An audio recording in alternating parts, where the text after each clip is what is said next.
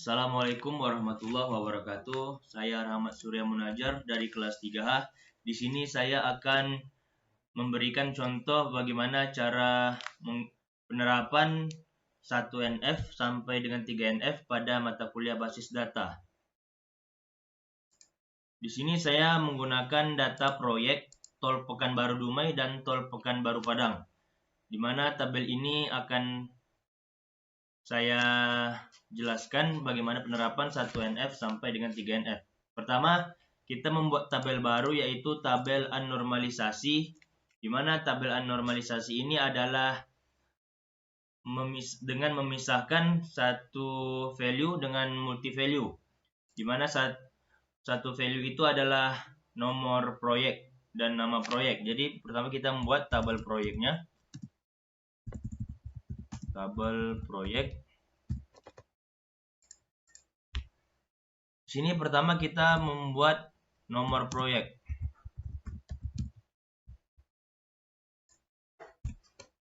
Nomor proyek. Karena di sini hanya ada dua nomor proyek, yaitu nomor proyek 001 dan nomor proyek 002, maka di sini kita hanya membuat dua saja karena pada tabel yang ini dia terpecah. Di sini kita akan menggabungkan NP 001 dan NP 002.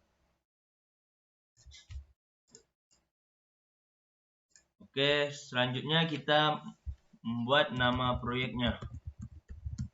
Nama proyek yaitu pada nomor proyek 001 adalah Tol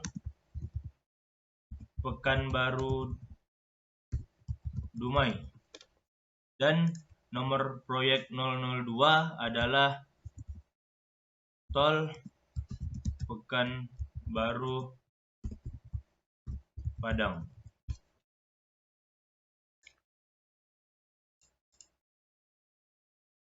Setelah membuat tabel proyek, selanjutnya kita membuat tabel pegawai. Tabel pegawai, di mana tabel pegawai ini ada nomor pegawai, nama pegawai, golongan, dan besar gaji.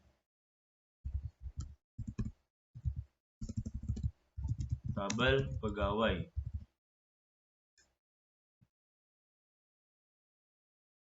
Di sini kita, sebentar saya ubah warnanya dulu. Di sini kita memasukkan nomor pegawai, nama pegawai, golongan, dan besar gaji. Jadi di sini adalah nomor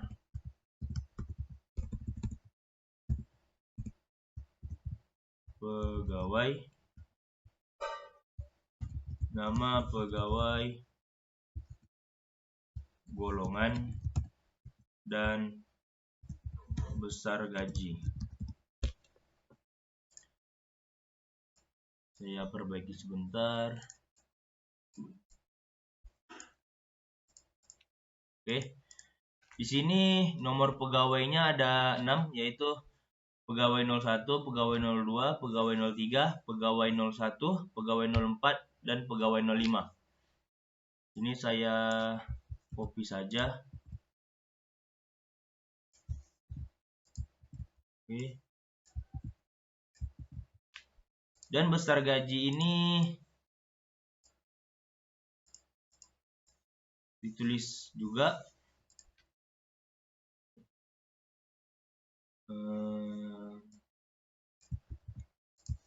Kita masukkan datanya.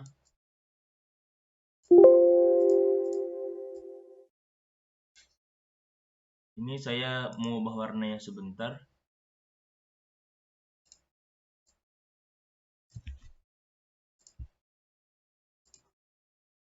Oke.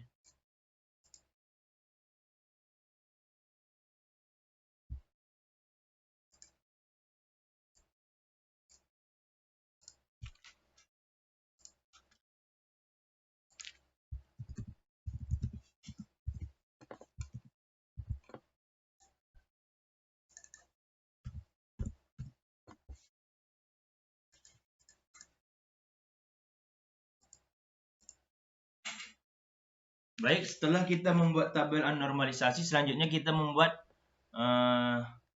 normalisasi 1NF sampai dengan 3NF. Yaitu pertama kita membuat tabel proyeknya.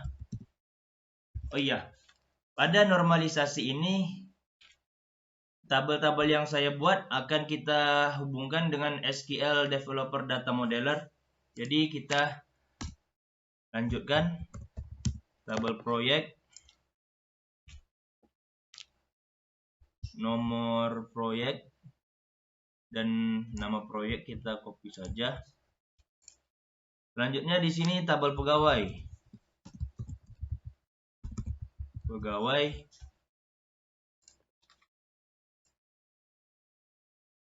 Kita masukkan pada tabel pegawai ini adalah nomor pegawai, nama pegawai, dan golongan. Dan selanjutnya kita buat tabel golongan. Di mana tabel golongan ini adalah jumlah gaji para pegawai.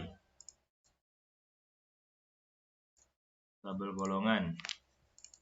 Yang pertama adalah kita tulis ini golongan.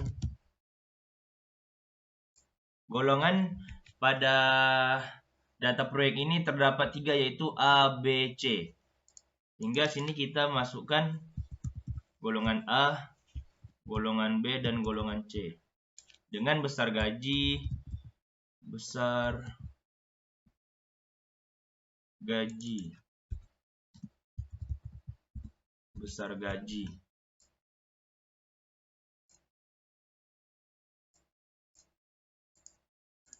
Golongan A mendapatkan besar gaji jumlah 150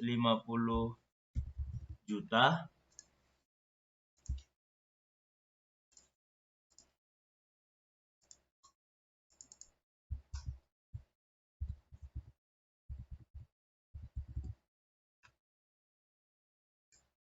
Golongan B besar gajinya adalah 100 juta. Dan golongan C dengan gaji 50 juta.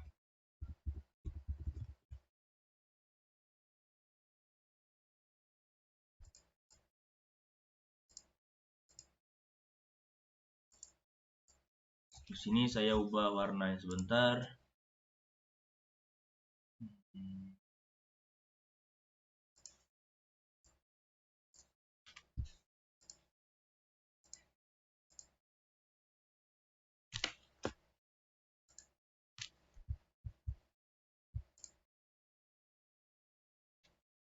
Oke, setelah ini kita lanjut ke SQL Developer Data Modelernya.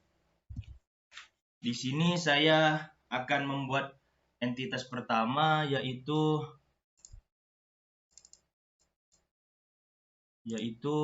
tabel proyek.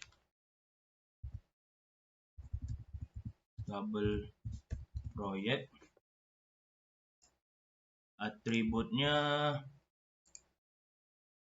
nomor proyek dan nama proyek. Berarti sini nomor proyek. Ini primary UID. Yang kedua nama proyek. Ini mandatory. Oke.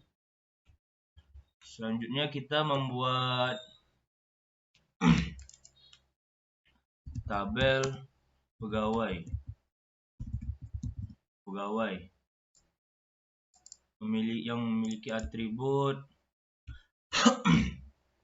nomor pegawai, nama pegawai, dan golongan.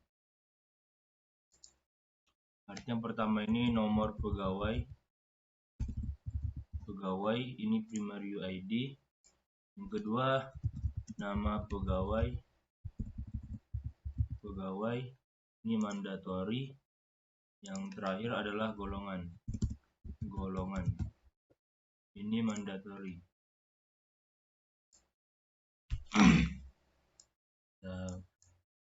Selanjutnya kita membuat tabel golongan. Tabel golongan yang memiliki atribut golongan dan besar gaji.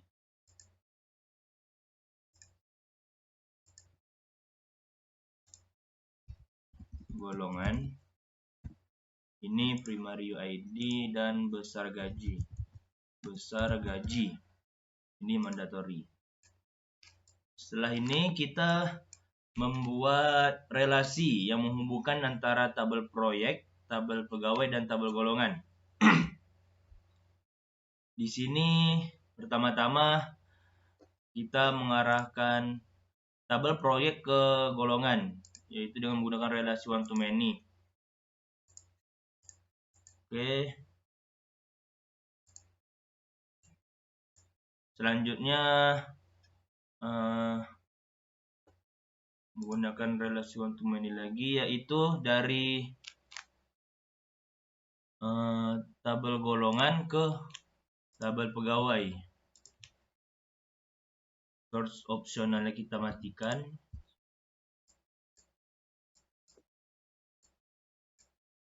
Selanjutnya relasi yang menghubungkan antara tabel pegawai dengan tabel proyek menggunakan relasi one to many.